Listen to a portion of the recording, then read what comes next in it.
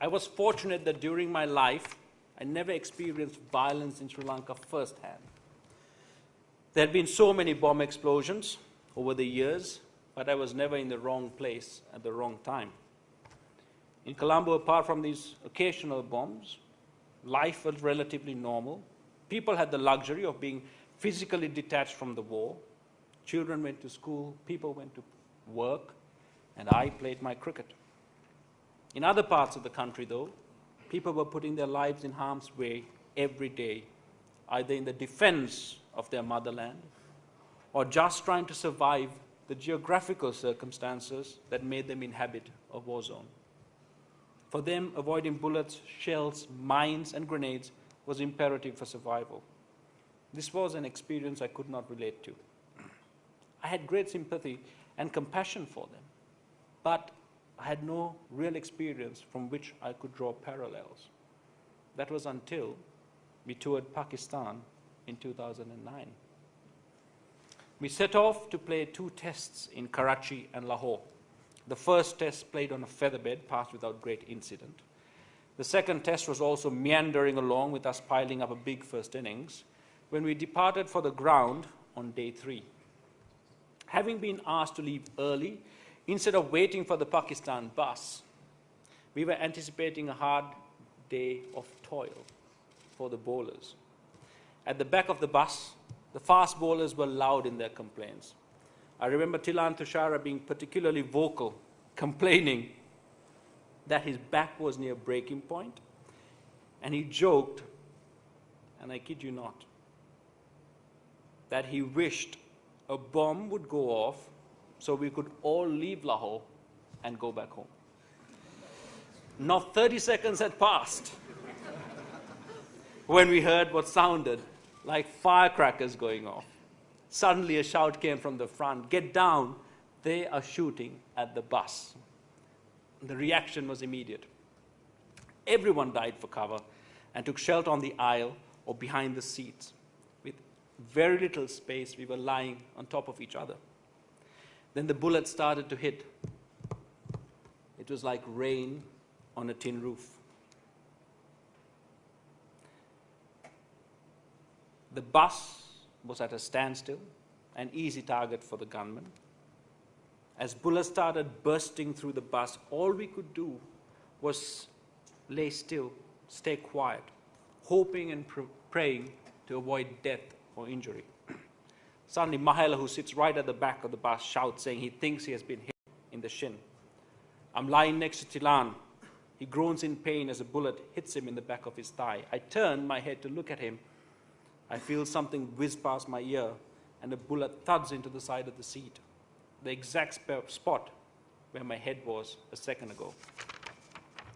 I feel something hit my shoulder and it goes numb. I know I had been hit, but I was just relieved and praying I was not going to be hit in the head. Taranga Pranavitana, on his debut tour, is also next to me. He stands up, bullets flying all around him, shouting, I just got hit. As he holds his blood-soaked chest, he collapses into his seat, apparently unconscious. Now this is his debut tour, and I see him, and I think, oh my God, you were out first ball, run out in the next innings, and now you have been shot. What a terrible, terrible first tour. It is strange how clear your thinking is. I did not see my life flash by. There was no insane panic. There was absolute clarity and awareness of what was happening at that moment. Tilan is helped off the bus. In the dressing room, there's a mixture of emotions. There is anger, relief, joy. Players and coaching staff are being examined by paramedics. Tilan and Parnavitana are taken by ambulance to hospital. We all sit in the dressing room and talk about what happened. Within minutes, there is laughter and the jokes have started to flow. We have, for the first time, been a target of violence, and we had survived. We all realize that some of our fellow Sri Lankans, we all realize that what some of our Sri Lankans experience every day for nearly 30 years had just happened to us. There was a new respect and awe for their courage and selflessness. It is notable how quickly we got over that attack. Although we were physically injured, mentally we held strong. A few hours after the attack, we were lifted to the Lahore Air Force Base. Ajanta Mendes, his head swathed in bandages after multiple shrapnel wounds, suggests a game of poker.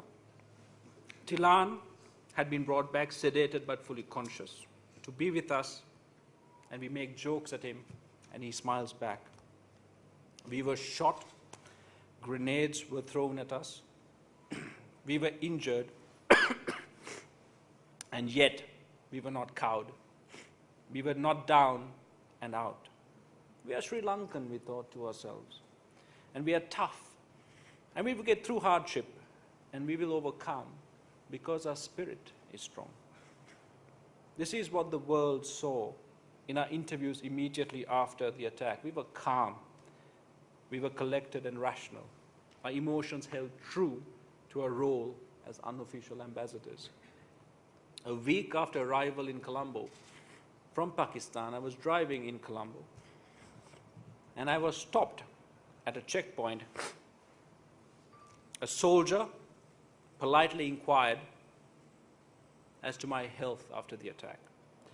I said I was fine and added that what they as soldiers experienced every day, we experienced only for a few minutes, but still managed to grab all the headlines. He looked me in the eye and he said, "It is okay. It is okay if I die, because it is my job and I'm ready for it. But you are a hero, and if you were to die, it would be a great loss for our country." I was taken aback. How can this man value his life less than mine? His sincerity was overwhelming. I felt humbled. This is the passion that cricket and cricketers evoke in Sri Lankans. This is the love that I strive every day of my career to be worthy of.